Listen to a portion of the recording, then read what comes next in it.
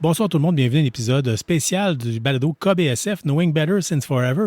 Ce soir, je suis seul, mais en fait, je suis avec quelqu'un à distance. Je suis avec Simon Bergeron, connu sous son nom de plume de SB. Comment ça va, Simon?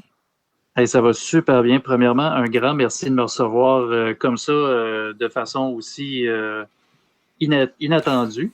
Je suis très heureux que tu aies accepté de me passer.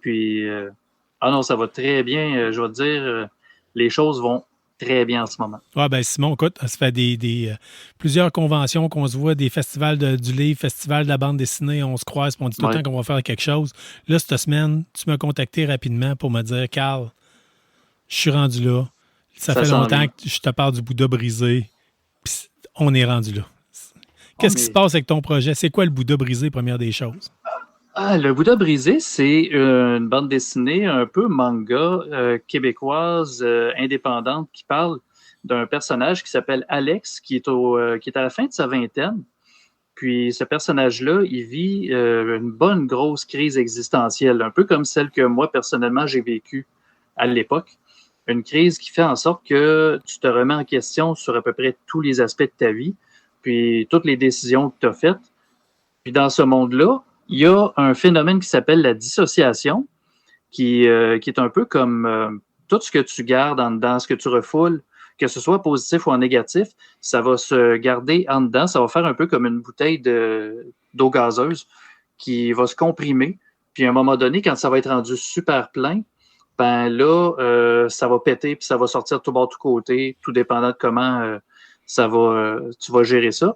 Puis le personnage qui est aux prises avec ça, ça va créer un être humain en chair et en os qui va être nourri de ça. Ce qui veut dire qu'essentiellement, tout le monde dans ce monde-là peut donner naissance à quelqu'un. Puis cette personne-là, dans le cas d'Alex, tu ne veux absolument pas que Alex se dissocie. Parce que le phénomène qui s'appelle la dissociation, c'est ça. C'est littéralement d'être un peu aux prises avec son espèce de démon intérieur, son ombre, sa part d'ombre, si je peux être un peu Carl Jung pendant un instant. Excellent. Écoute, ça fait longtemps que je te croise. Le pire, c'est que la dernière fois que je suis allé au Salon du Livre, Sean me dit, Hey, tu vas voir, Simon, il est là-bas. J'ai dit, Hey, j'espère tomber dessus. Je veux qu'il m'en vende un. Tu sais, ça fait longtemps, je veux que tu m'en vendes un livre du Bouddha brisé. Ça va se faire, Ben je te oui, ben c'est garantis. ça. Fait que c'est vraiment, vraiment le fun. Mais, puis tu sais, t'es rendu au combienième tome, là? Là, ça va être. Là, je vais faire la campagne de sociofinancement pour le 5e. C'est quand même pas rien, là. Je veux dire, C'est pas rien. Puis, je vais te dire même une autre affaire, c'est que ce tome-là, il est aussi épais que 2. OK. Ouais, ben, je sais que Sean, je pense, t'avais parlé, t'avais croisé au Salon du Livre, puis Ouais. tu avais expliqué toute la démarche, comme de quoi que je crois que tu avais tout écrit, t'as tout Ouais, scrappé, t'es reparti à zéro, tu sais, carrément. puis, tu sais, n'importe Je qui. te, je te fais un petit topo rapide. C'est qu'on était en 2024, à peu près en avril 2024, puis à un moment donné, j'étais en train de discuter avec des gens. Puis, arrive à un moment donné l'espèce de réalisation de les chapitres 5, 6, 7, dans ma tête, je me disais, OK, je sais exactement où est-ce que je veux que ça s'en aille. C'est majoritairement bien écrit, tout ça. Puis, j'avais pas mal le chapitre 5 de storyboardé. J'avais à peu près 12 pages de fait. Puis, à un moment donné, j'ai fait, c'est pas bon. Là, j'ai commencé à me dire, mais qu'est-ce qui marche pas dedans?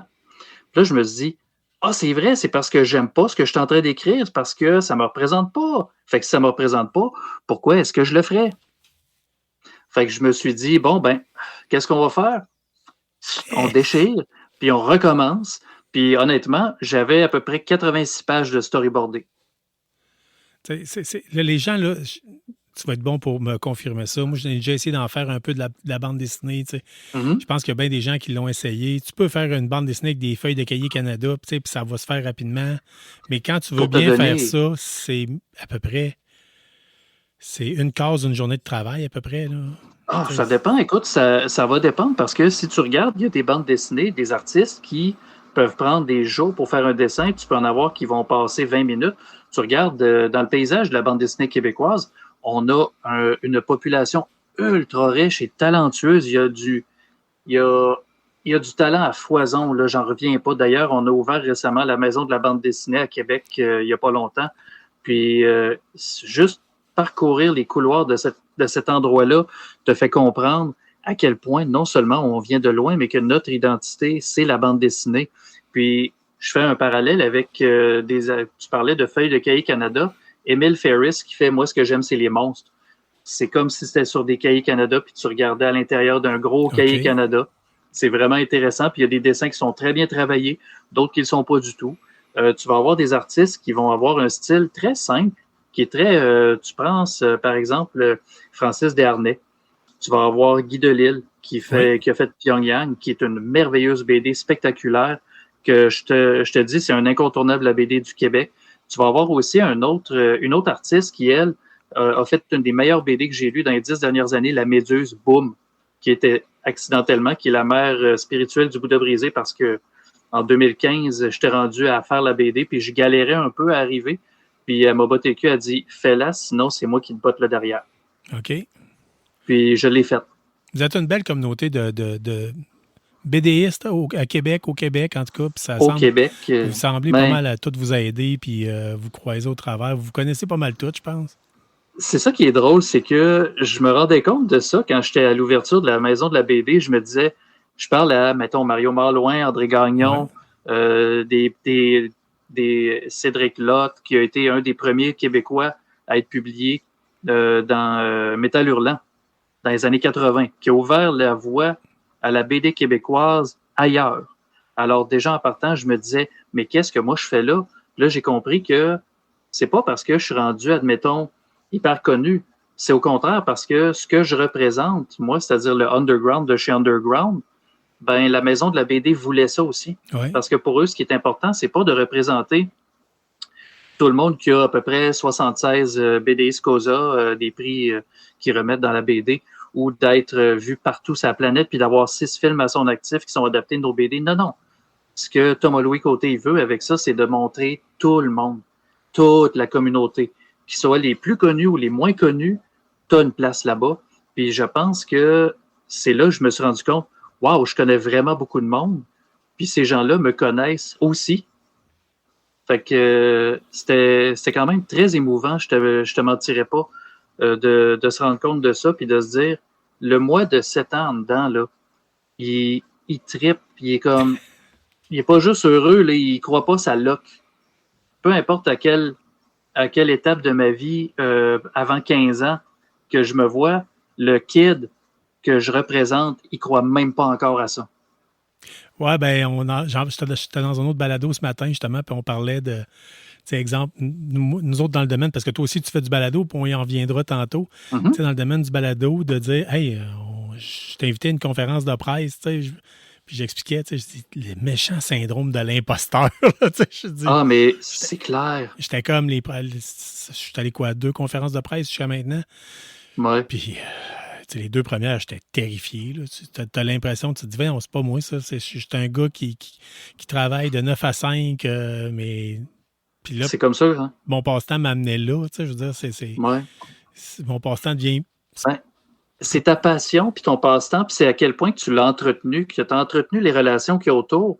Parce que naturellement, ce qui va graviter ton intérêt, ça va devenir un outil que tu vas affûter, puis avec le temps, ça va devenir un talent. Ce qui veut dire que là, tu as un talent d'être là-dedans parce que tu en as pris soin. C'est un peu comme moi, tu sais. J'ai jamais vraiment eu de cours à proprement parler en bande dessinée. J'ai toujours dessiné par moi-même, mais j'ai jamais lâché. Ce qui veut dire que toi non plus, tu n'as jamais lâché. Ça veut dire que tu as été plus loin, tu as persévéré. Tu m'apportes quelque chose. Par contre, as-tu une formation en art visuel? Pas en tout. Pas du tout. Du tout. Non, j'ai juste envie de dessiner depuis que j'ai 6 mois. Parce que littéralement, j'ai commencé à prendre un crayon depuis que j'ai 6 mois, puis j'ai jamais arrêté. Simon, moi, l'autre jour, je dois avouer, là, je vois passer, on est amis sur Facebook. J'ai vu passer des esquisses que tu as faites, que je crois que tu étais dans l'autobus, puis tu t'amusais à dessiner. Je trouvais ça super beau, le coup de crayon, c'est excellent. J'ai vraiment, vraiment du beau travail. Fait que tu me donnes encore plus le goût. J'ai vu le Bouddha brisé. Ben là, c'est comme ce que j'ai vu du Bouddha brisé, c'est plus simpliste un peu. Tout à fait, c'est voulu. Oui, c'est ça. Mais j'aimais bien aussi ton côté plus détaillé, tout ça. Là, je trouvais que c'était... Tu regarderas, est-ce que tu avais Soul Sister ou est-ce que tu l'as lu? Non, pas encore. J'ai pas eu l'occasion de lire ton travail, c'est ça? Écoute tu veux-tu une confidence? J'espérais te voir au Salon du Livre. Je m'étais dit, c'est là qu'il m'en vend un. Mais ça m'amène à un des points, c'est que là, tu viens de finir un tome. Fait que qui dit finir un tome, Mhm. il va falloir qu'il soit imprimé. Qui dit qu'il faut qu'il soit C'est ça. imprimé, il faut de l'argent. Tu tombes en sociofinancement.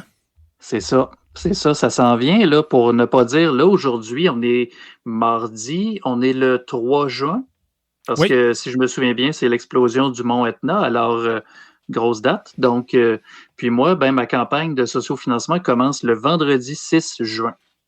excellent. Et ça a été toute une aventure pour arriver à ça.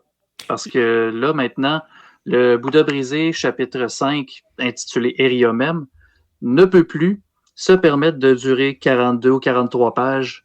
Il a pété ça. Fait que OK. c'est 76 pages de bande dessinée avec Wow. 8 styles complets différents, d'ancrage, de dessin, de police de caractère, tout. Je suis allé au fond. C'est ma BD la plus personnelle à vie. C'est un J'ai vraiment fait un cheminement. constat. Ouais, C'est un cheminement parce que là-dedans, j'ai vraiment été chercher, j'ai été puiser tout ce que j'ai de, comment je pourrais dire, je suis allé vraiment, là, les styles de dessin que j'ai été puiser, je suis allé dans mes vieilles archives d'il y a à peu près 20 ans, comment que je dessinais, puis je me suis dit, tu sais, je suis allé me dire, ah, ça c'est intéressant, je pourrais prendre ça, puis le faire à ma façon aujourd'hui. Fait que je suis allé en sélectionner 7-8, puis dépendant de comment qu'un style un moment de la BD était, je me disais, là, je vais faire ça. Je vais le dessiner comme ça.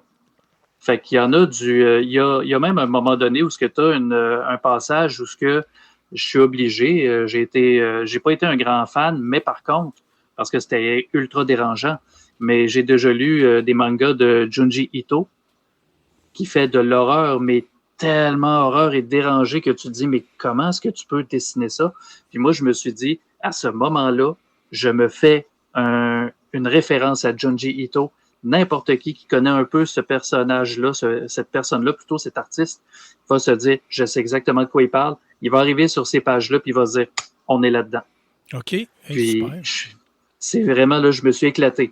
Puis, quand j'ai retravaillé la bande dessinée, je regarde ça, puis je vais dire, quand j'étais au départ avec mon questionnement de tout modifier, puis qu'il a fallu que je retravaille tout, j'ai fini avec la nouvelle version où j'étais à 118 pages de storyboard. Puis là, à un moment donné, je me suis dit, c'est un peu comme quand tu reçois plein d'ingrédients, puis qu'il faut que tu fasses un repas avec ça. Le repas, c'est de quoi qui va avoir l'air au final. Ça, c'est le chapitre 5, comment est-ce qu'il va être sorti. Mais là, avant, moi, ce qu'il faut que je fasse, c'est qu'il faut que je coupe, il faut que je trim, il faut que je fasse des agencements, de la cuisson, du ci, du ça. Puis c'est ça que j'ai fait au final l'année complète, c'est-à-dire j'ai retravaillé, j'en ai enlevé, j'en ai rajouté un petit peu, mais j'en ai enlevé énormément pour en arriver aux 76 pages finales que ça donne là. Puis il y a des bouts là-dedans que ça me brise le cœur parce qu'il y en a que je trouvais tellement beau que c'était visuellement pété, mais je me disais, c'est trop flasheux, c'est trop... Parce que ça, c'est un truc qu'il faut que tu fasses quand tu es ton propre éditeur, c'est que tu te dois de développer un genre d'œil critique pour te dire, là, est-ce que c'est l'artiste qui essaie juste de faire de la branlette intellectuelle ou est-ce que c'est l'artiste qui a quelque chose à dire ici? Parce qu'il faut que tu enlèves toutes les bouts qui n'ont pas de rapport. Il faut que tu sois sans merci. OK. Puis Ouais, j'ai ben c'est ça, hérité de ça. c'est toi qui l'as fait, fait que j'imagine que c'est plus difficile justement d'avoir l'œil. Pas du tout. T'es impliqué dedans, je veux dire, t'as mis ton temps, C'est t'as pas mis. difficile parce que ce qui est difficile, c'est de finir une page puis de se dire, ah, celle-là, je suis mieux pas. Fait que je suis chanceux que j'ai l'œil suffisamment aiguisé pour me dire, il y a toujours quelque chose qui va, à un moment donné, me dire, OK, j'arrête ici dans la progression. Pourquoi? Il y a quelque chose qui est problématique. Il faut que je repasse ça en note. Puis là, ça peut prendre une journée, ça peut prendre une heure, ça peut prendre un mois avant que je le trouve. Mais quand je le trouve, je suis comme, c'est celle-là. Puis à partir de là, ça veut dire, il y a ces 10 pages-là, ça s'en va. Fait qu'In and Out, le dernier tome, t'as pris combien de temps à travailler dessus au total?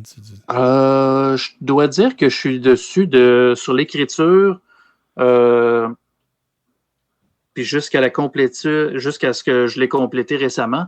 Je te dirais, ça fait depuis 2021 que je suis dessus. Hey, OK, oui, il y a du travail, là. Il y a du travail, mais par contre, je vais dire, le gros du travail n'a même pas été fait dans ces années-là. Il a été fait dans les 58 dernières semaines. Wow. Parce que les 58 dernières semaines, j'ai fait à peu près 63 pages. C'est impressionnant. Ouais. C'est vraiment impressionnant. Si tu veux savoir, c'est pas mon record. OK. Non, Fait que t'es parce très que prolifique. Soul Sister, c'est mon record à vie. OK. La bande dessinée dure 43 pages. Ça m'a demandé 19 jours, puis elle était finie. Hein? OK, ouais, ça, c'est vraiment impressionnant.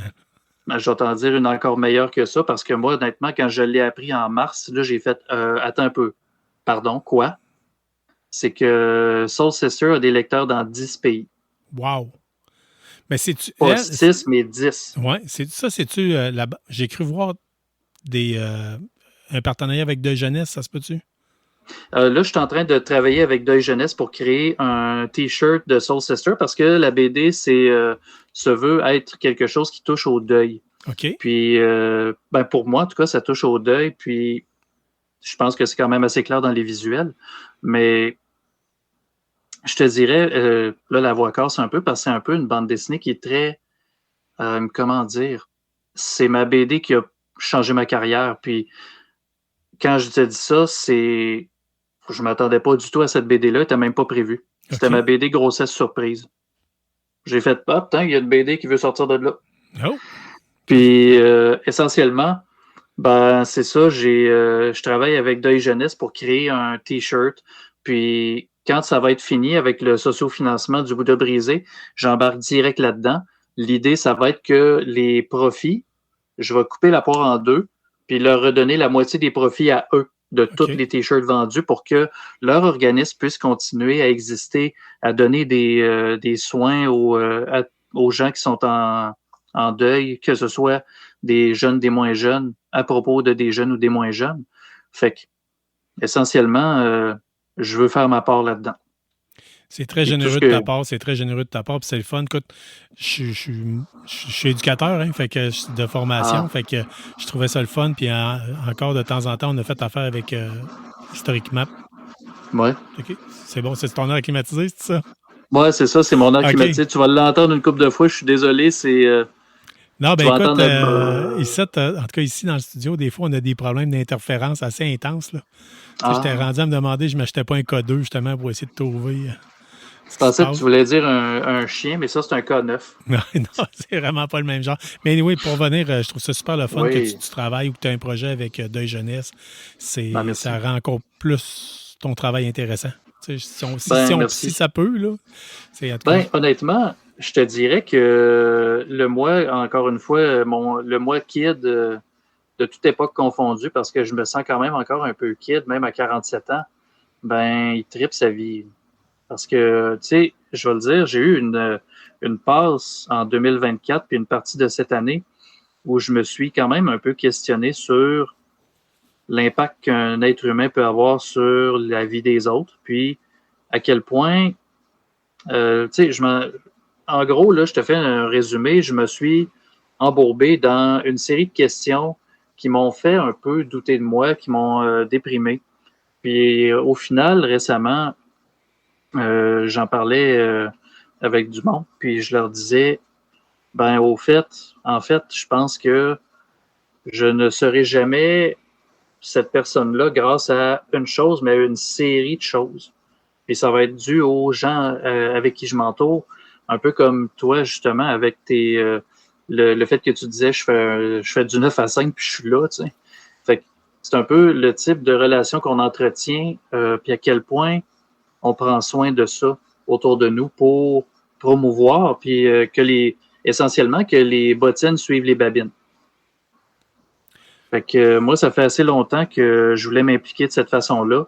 Puis éventuellement, je vais aller encore plus loin, c'est-à-dire que éventuellement, j'aimerais ça que les bandes dessinées, quand je vais les réimprimer, j'aimerais ça que ce soit de des sources éco-responsables uniquement.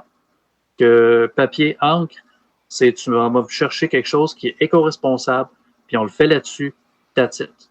Je veux vraiment, puis tu sais, l'avantage que j'ai, c'est que j'ai pas des gros tirages avec ma BD. Oui. J'en ai 250, puis dans les Bouddha brisés.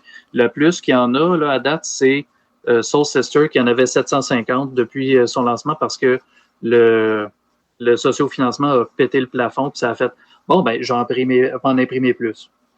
Puis l'autre affaire que les gens doivent savoir sur le sociofinancement, c'est que la seule chose que je fais avec le fait d'engranger cet argent-là, c'est payer l'impression, c'est payer le shipping, le matériau les matériaux que je vais demander pour emballer les bandes dessinées, tous les petits bonus qui viennent avec, que j'en ai pas parlé de toutes, mais dans la vidéo, il y en a quelques-unes. Puis, essentiellement, je me garde pas un sou. Mon but, c'est pas de faire de l'argent avec ça. Mon but, c'est ma BD, elle est finie. Puis là, tout ce que je veux, c'est le petit dernier go. Là. Puis à date, c'est une formule qui a marché depuis le début parce que à chaque fois que je suis arrivé avec un socio-financement, ma BD était terminée. Puis je me suis dit, je pense que c'est une marque de confiance que j'envoie au lecteur en lui disant, j'ai pris le temps de finir ma BD. J'aurais pu faire le socio-financement il y a 1 an. Il y a bien des gens qui le font. Ouais. Puis c'est correct aussi, je dis pas que c'est pas bien, là. Je dis juste que moi, j'ai choisi que pour que je sois confiant de ce que je dis puis de ce que je vends, si on veut, ben pour moi, je serais pas convaincu si je sais que la BD n'est pas finie parce que il va encore avoir un cheminement, puis je vais comme encore avoir plein de cases dans ma tête que je vais me dire, est-ce que là, je suis rendu à la bonne étape? Tu sais, moi, j'ai besoin que ce dossier-là, il est clos. La BD, elle est terminée. Donc, je peux passer en mode, là, je le sais que j'ai une très bonne BD. Puis, je peux te dire une chose, tu parlais de syndrome de l'imposteur tout à l'heure. Mon syndrome de l'imposteur, il existera toujours. Chaque personne qui l'a va toujours être un peu ami avec. Mais il a pris une sacrée débarque quand j'ai sorti le chapitre 4 parce que au nombre de fois que je l'ai réécrit, cette BD-là, là, au nombre de fois que je l'ai retravaillé, quelqu'un pourrait littéralement se torcher avec devant moi, puis je pourrais regarder ça et me dire bah, c'est correct, c'est comme ça que tu te sens, man.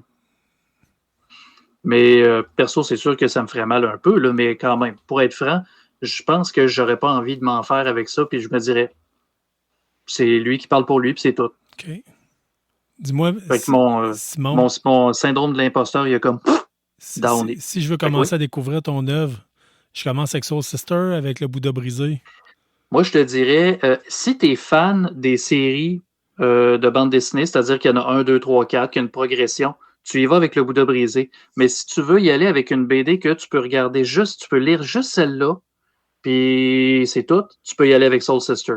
OK. Puis l'autre avantage que tu as avec Soul Sister, la raison pour laquelle cette BD-là est rendue aussi dans 10 pays, dont le Japon, l'Algérie, l'Allemagne, il y a l'Écosse, l'Irlande, la France, la Belgique, les États, le Canada, le Québec, puis j'en oublie peut-être 1 ou 2, mais c'est à peu près ça. Ben, la raison est que cette BD-là n'a pas un seul mot. Oh, j'aime ça. J'aime ça. C'est une BD qui a été faite... C'est très international, je veux dire. Tu peux pas avoir plus international que le silence. C'est ça. C'est même universel. Puis, je veux dire, même quand j'ai créé ce Soul Sister, il était censé avoir des dialogues au départ. J'en réécrivais de temps en temps. Mais à un moment donné, j'ai fait non. J'ai fait un test, puis c'était la première fois que je faisais ça.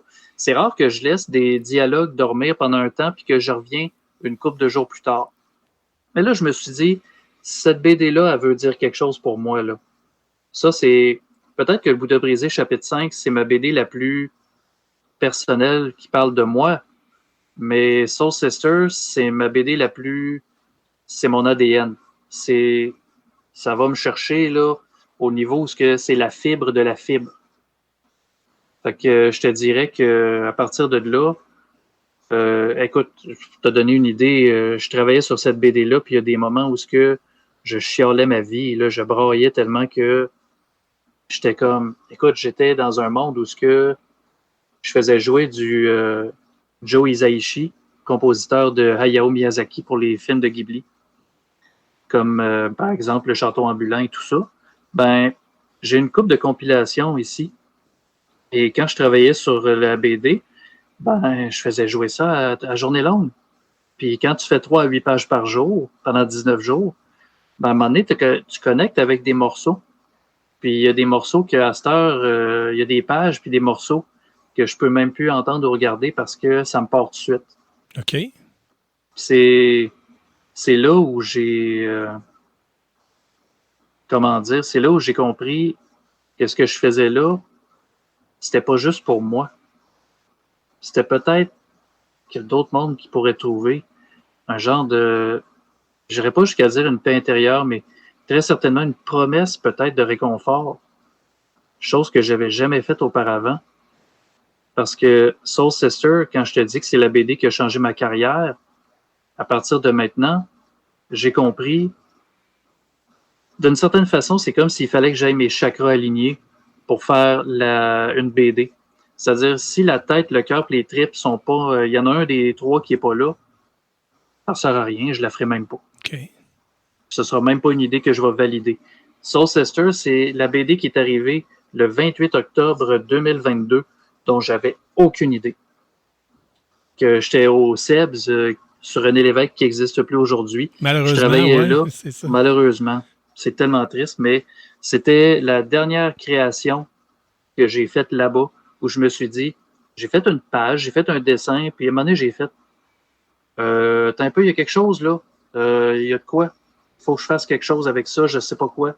Là, je m'en retourne à la maison, je m'en vais dans mon atelier, ici, puis je commence à griffonner. Je me suis dit, je vais y aller avec la même méthode de création que le Bouddha brisé. Je commençais à prendre un cahier d'esquisses, tout ça, puis commencer à m'écrire des petites histoires de c'est quoi que ce personnage-là pourrait être. Mais là, j'étais en mode, écoute, tu prends un jus, là, tu prends une orange, tu squeezes le jus, je te jure, l'écorce, ça vient avec dans ce cas-là. Je t'ai squeezé ça, là, mais comme c'est pas possible. Je n'ai jamais créé aussi vite, de façon aussi intensive, de façon aussi... J'étais sur une mission, là. J'étais littéralement... Je n'ai jamais fait ça avant, puis j'ai jamais fait ça après. Puis, quand j'ai commencé à travailler sur ce BD-là, ça a été, à un moment donné, ça a fait... Non, laisse tomber le travail de scénario. Commence tout de suite, case 1, go, action. Fait que le scénario, c'est une grosse feuille blanche. OK. Il n'y en a pas. Tout comme il n'y a pas de mots. Fait que c'était juste moi avec mes émotions face à une histoire de famille, une tragédie qui a donné ça plusieurs dizaines d'années plus tard. Puis, si je peux me permettre, je peux élaborer un peu sur ce que cette tragédie-là est. C'est que dans ma famille, ma sœur devait avoir une sœur jumelle. OK. Passé simple. Devait. Qui a malheureusement décédé à la naissance, qui est morte-née. Ce qu'on appelle, dans le langage mignon, un bébé arc-en-ciel. Puis à un moment donné, je me suis rendu compte que ce que j'avais en tête le 28 octobre 2022, ben c'était ni plus ni moins que l'histoire, comment je dirais, c'est de donner quelque chose que mes deux sœurs n'ont jamais eu. Fait que je les ai faites se rencontrer pendant l'espace de 42-43 pages. Je viens pour en parler, la voix me pète, là, puis je suis en train d'éplucher des oignons, là, on dirait. Mais ça vient toujours me chercher. Puis essentiellement, je me souviens encore, à un moment donné, ma mère, elle me disait, j'y montrais des pages, elle trouvait ça super beau, puis je disais, elle me demandait en fait si j'allais m'intégrer dans l'histoire, vu que c'était l'histoire de ma sœur et de la sienne. J'ai dit, c'est pas mon histoire, c'est la leur. Moi, j'ai le Bouddha brisé. Elle a celle-là. Mais la sienne, je vais te le dire, quand je te disais tantôt, ça a changé ma carrière à cause du chakra, tout ça, que créativement, on dirait que ça m'a aidé à me trouver. Mais il y a aussi le fait que cette BD-là, je ne m'attendais pas du tout à ce que, ne serait-ce que 2 ans plus tard, on en parle puis que je dise, elle est rendue dans 10 pays. Ouais. C'est comment que ça fonctionne, ça? C'est quoi la loterie de la putain de vie pour que, à Dublin, dans un magasin qui s'appelle le Forbidden Planet que j'ai visité, il y en avait un. Puis qu'on m'a demandé de le signer. C'est puis génial. qu'on m'a dit... Puis en plus, on m'a demandé de signer le Wall of Fame à côté d'artistes qui ont travaillé sur Walking Dead, puis Judge Dredd, j'étais comme no fucking way. Ils ont dit tu pars pas de site tant que tu l'as pas fait. Oui, c'est ça, c'est un autre côté. Tu parlais de syndrome de l'imposteur, c'était un peu capoté. Là, moi, j'avais le premier festival de la bande dessinée de Québec. Là, encore là, je parle au passé. J'avais le premier poster. Puis j'avais fait signer ça par toutes sortes de personnes. Tu sais, François Crenal, j'avais Gottlieb, Moebius. Sérieux, t'avais Gottlieb, t'avais Ouais. Mobius. Oh shit! Puis, écoute, dès que Gottlieb et Moebius ont signé sur le poster, au début, les gens signaient, tu sais, je vais signer dans le coin, l'autre coin, l'autre coin, l'autre coin. Après ça, Là, dès t'as qu'il y a eu eu ces ces deux-là. deux-là, là, toutes les signatures, c'était tout alentour. Là. Tu sais, Oh, tout le monde voulait oh avoir, my être à God. côté, de dire, hey, je vais être, pour une fois dans ma vie, je vais être à côté de moi, de Oh, Gottlieb, je vais être à wow. côté de Moebius. Jure-moi que cette affiche-là, tu l'as encore. Non, je ne l'ai plus. Segment de cœur. Ouais, je t'en Segment de parlerai cœur. à micro fermé peut-être un peu, ou ben je peux te le dire Ouais. tout simplement. J'ai eu une bad luck à un moment donné, j'ai comme eu un dégât Oh d'huile non. dans la maison. L'huile a coulé, c'est rendu Oh. à, je pense, 6 pouces de mes dédicaces. Puis là, Oh. j'ai fait, au même moment, j'avais une grosse réparation à faire, tu sais, sur ma maison Oh à non. cause de ça. J'ai dit, garde, c'est un signe. Je me suis renseigné, puis en tout cas, ça m'a permis d'éponger une partie des travaux. Là. Monétairement, tu as été capable de vendre ça pour Ouais, ça. C'est pas comme si tu l'avais perdu, mettons. Là. ouais. OK. Mais tu sais, J'ai un autographe de Gottlieb que je dois le dire, là, je l'ai vendu 15 là, quand avec, même. non, mais sauf que c'était quand même malade. C'était une page. Il m'avait fait Hamster Jovial. Wow. Ouais.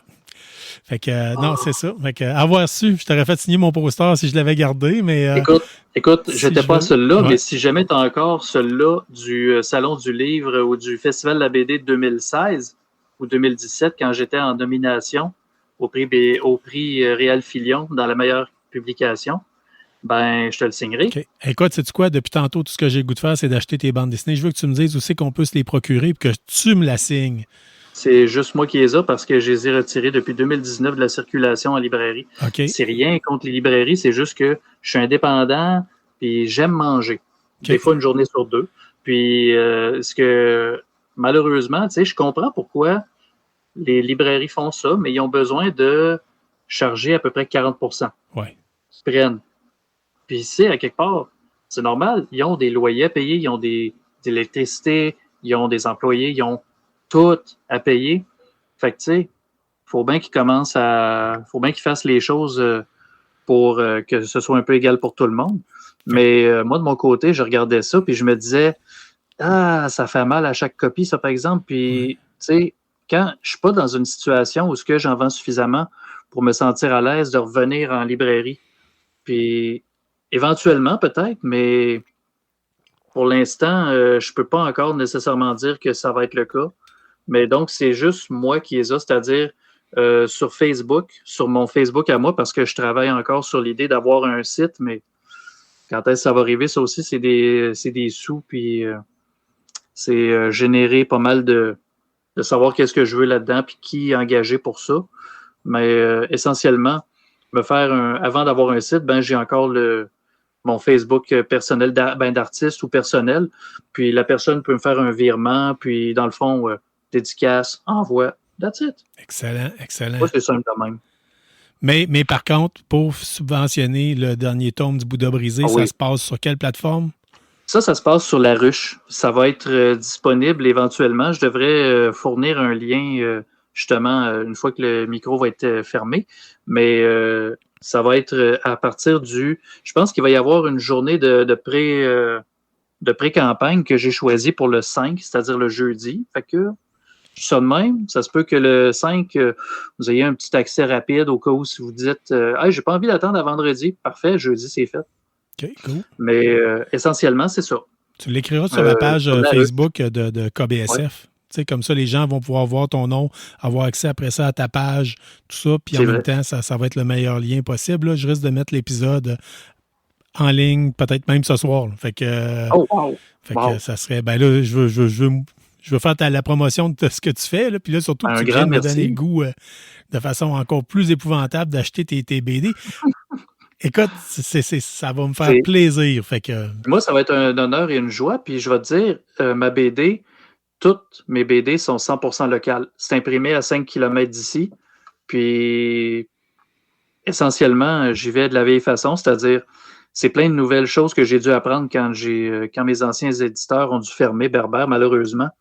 Puis, j'ai dû apprendre à trouver un imprimeur, essayer de savoir comment on fait une soumission qui a de l'allure, puis essayer de trouver c'est quoi le prix, tout ça, puis comment s'organiser avec ça, les paiements.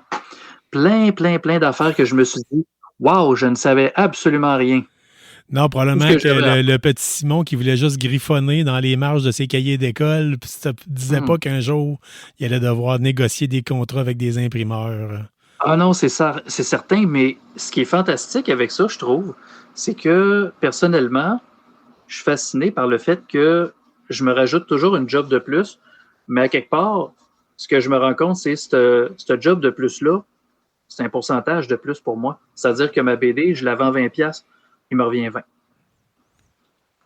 sais, ça veut dire que c'est quelque chose sur lequel, pour l'instant, je ne me sens pas apte à faire un compromis. Peut-être que ça va faire de moi quelqu'un qui se bloque de beaucoup, puis qui va être très peu visible, puis qui va toujours rester dans sa petite niche. Peut-être, je ne le sais pas. Mais moi, tout ce que je veux, c'est m'assurer que je suis capable de bien manger avec ça, là, parce que si j'admettons, si je devais avoir un 40% qui part à chaque copie, hein, au bout de 3 exemplaires, tu viens d'en donner un et quelques. Oui. Fait que, tu sais, moi, je me dis, ben moi, c'est parce que si, admettons, mon ordinateur, il pète, puis il faut que je le remplace, je le fasse réparer ou autre, tu enlèves les 40% comme ça, puis tu te dis, OK, ouais, on arrive au compte assez vite. Hein? Fait que, tu sais, encore une fois, comme je disais tantôt, c'est pas pour blaster qui que ce soit, c'est juste, ça, c'est ma position, puis j'ai pas le choix de faire ça en fonction de ce que je veux. Puis ce que je veux, c'est garder mon indépendance, garder toute ma liberté créative pour moi. Puis ma liberté créative passe par le temps, passe par le contenu, puis par le fait que je sais qu'est-ce qui va puis qu'est-ce qui va pas dans ma BD. Puis j'ai un cercle quand même relativement fermé de quelques personnes, quelques amis là, que je connais depuis assez longtemps, qui vont me donner une opinion très, très tranchée quand il faut. J'en ai eu une couple là, à la fin du 4e. J'avais suggéré une finale, puis à un moment donné, un de ces amis-là avait dit « Hey, c'est Downer en maudit, hein? » J'ai dit « Comment ça? » Puis il me disait « Ben, tu vois, tu arrives avec le personnage ici, puis là, il arrive un twist, ben on dirait que tu fais un twist pour le fun qu'il y a un twist, puis il n'y a pas vraiment de tension. » J'ai fait « Je comprends ce que tu veux dire. » J'ai fait « C'est beau. » J'ai dit « Way ahead of you. » Je m'en vais de mon côté quelques semaines. Ce que j'ai pas dit, c'est que j'ai broyé pendant une semaine complète. Non, c'est pas vrai. Mais essentiellement, mais pour être franc, j'ai juste fait « Ah non, mais il a raison, là, j'ai relu ça, puis j'ai fait « Non, mais j'ose pas là, avec ça, c'est pas génial. » Fait que ce que je fais au final, c'est que je retravaille le truc, j'y remonte, puis là, il a fait « Oh shit! » OK, il a dit « Ouais, là, t'as quelque chose. » J'ai fait « Ta réaction veut tout dire. » Puis le chapitre 5 commence juste après ça. SB, chaque fois que je te parle, je me rends compte à quel point tu es quelqu'un de passionné. OK? Tu sais, tu me parles de bande dessinée, ça paraît que c'est une passion. Puis une des dernières fois qu'on s'est rencontrés, c'était au Salon du jeu et du jouet. Moi, j'étais là-bas pour faire du balado. Toi, tu étais là-bas avec la gang de SOS Fantôme Québec. SOS Fantôme Québec, qui est une autre de tes passions. Puis là, tu me dis, Carl, à cette heure, on fait partie de la même gang. Moi aussi, je fais du balado. Ouais. Je veux que tu en parles parce que, tu sais, c'est quelque chose que... C'est très spécial parce que, essentiellement, Mathieu Charbonneau, qui est de SOS Fantôme Blainville, ben, ça faisait longtemps qu'il voulait faire un balado lui-même. Puis, j'avais déjà passé à l'émission qui était rendue à co-animer avec Dominique Stott de GB Ghostbusters Sorel. Ils m'ont invité plusieurs fois, puis à un moment donné, et ça, c'est quelque chose qui m'a tellement touché quand Mathieu m'en a parlé, c'est que Dominique, il a voulu raccrocher pendant un temps, il était fatigué, il y avait beaucoup de choses qui le dépassaient, puis il s'est dit qu'il allait prendre un break, qu'il allait reculer un peu, puis ce qui est tout à fait respectable, déjà de savoir que tu as besoin d'arrêter puis de le faire, force à toi, mon gars, parce qu'il y a beaucoup de gens qui le font pas. Mais là, ce que ça a fait, c'est que Dom, il a posé la question à Mathieu, il a dit « Tu verrais qui pour co-animer? » Puis il dit qu'il verrait juste moi. J'ai fait « Aïe, et puis quand Mathieu m'en a parlé, il dit « J'ai personne d'autre à qui demander. » J'ai fait « Oh shit! » Là, j'ai dit « Je vais prendre un 5 minutes parce que déjà en partant, si je n'étais pas assis, je tomberais sur le derrière. » Puis, après que je me suis recollectionné un peu, j'ai fait, sais-tu quoi? J'ai dit, je ne sais pas en tout dans quoi je m'embarque, mais j'ai envie de dire oui. Puis là, depuis, j'ai fait le Ghostcast Québec avec lui. On a trouvé, on a fouillé le nom. On s'est dit, ouais, ça pourrait être intéressant de parler de ça. Puis on s'est dit, de quoi on pourrait parler? On s'est dit, on parle de tous les univers geeks. Pas juste un, là. On est fan d'SOS Fantôme. C'est notre fondation. C'est ce qui a fait qu'on aime les trucs geeks. C'est ce qui fait qu'on aime la BD, les jeux, les films, les séries, nomme-les. Puis, quand on s'est rencontrés pour faire ça, ben, ce qu'ils ne savaient pas, c'est que moi, j'allais faire les logos parce qu'on a déjà une coupe de formats. On a le format Ghostcast Québec, puis on a le format Ghostcast by Night, où on est un petit peu plus crunchy. Puis, essentiellement, des fois, on a des invités, des fois, on n'en a pas. La plupart du temps, on n'en a pas. Mais d'ailleurs, il y a des fois où on n'a pas d'épisode pendant un temps parce qu'on est soit bien occupé chacun de notre bord, mais quand on en fait, on est toujours bien heureux de le faire. On s'assoit, on relaxe, on est vraiment comme... nous on autres, est chill. En tout cas, ici à KBSF, là, je vais tout le temps me rappeler, puis je donne souvent comme exemple, la première fois qu'on a réintégré quelqu'un de nouveau dans notre équipe, qui est Dominique, Dr. Doom Jaudoin. Dès qu'on a fermé les micros, la première chose qu'il nous a dit, c'est donc bien cool, ça, tabarnak. Ça a été tout de suite, ça a été tout de suite. Puis, tu sais, le gars, il était supposé être là une fois par mois. La semaine d'après, il était là. Tu sais, c'est comme... C'est un médium super le fun. Puis, tu sais, je veux dire, c'est pas compliqué. Tu trouves ce que t'aimes dans la vie, puis tu pars une émission là-dessus avec quelqu'un avec qui aime les mêmes choses que toi. Exact. Puis si t'es chanceux, ben il y a des auditeurs. C'est comme ça que ça marche. Je te dirais qu'on est surpris parce qu'il y a une couple de nos podcasts qui... parce qu'on a aussi balado en version audio, mais on les a visuels aussi. Ben, sincèrement, ce qui est le fun avec ça, c'est qu'on en a plusieurs qui vont arriver dans le 700, 800 vues. Tu sais, on se dit comme... Hey, ça va où, ça? Oui, c'est beaucoup. Je vais même te dire, notre tout premier épisode pour annoncer le fait que le Ghostcast Québec allait arriver, ben on l'a fait pendant la dernière émission de Dom Stutz avec son live. Puis, moi, j'étais avec des amis. J'étais avec Serge Rioux, le fondateur d'SOS Fantôme Québec, sa conjointe, puis Mylène Villeneuve, qui est une artiste de la ville de Québec qui torche sa race parce que tout ce qu'elle fait, c'est génial. Ben, là, nous autres, on était à New York. Parce que l'an passé, il se trouvait que le 8 juin, ben, il y a une petite journée qui s'appelle Ghostbusters Day. L'an passé, c'était le 40e anniversaire du film. On était devant la caserne. Malade. Et c'est là que j'ai fait mon annonce en direct devant 2500 fans en arrière de moi en disant « Gang, le Ghostcast Québec, ça s'en vient. » Puis, écoute, c'était magique parce qu'en plus, on parle de ça aujourd'hui, puis on est presque à jour pour jour, la même date. Ben oui, c'est ça. C'est vraiment drôle parce que dans le groupe de voyage qu'on s'était fait de discussion, depuis quelques jours, on s'en jasait. On se disait « Hey, il y a un an, on était là, tu sais. » Puis là, on se dit « Hey, j'en parlais à Mathieu quand on avait fait le lancement le 8. J'ai fait « Sérieux, je pense qu'on a fait assez fort là, parce que faire la transition de l'émission à Dominique vers la nôtre, puis en plus, on l'annonce à New York. » Devant la caserne de SOS Devant Fantôme. la caserne où ça a été filmé en 83, là, tu sais. Quand le film est sorti, c'est en 84. Je connais mon truc. Mais tu sais, comment tu veux que je batte ça là, après? J'ai fait mon Orson Welles. Moi, j'ai fait mon Citizen Kane, c'était ça. Après ça, c'est bon, c'est beau. Ah. Moi, je me demande juste, c'est quand est-ce que je vais faire la voix de Unicron. Puis si on veut écouter, le balado Ghostcast Québec, on peut trouver ça sur quelle plateforme?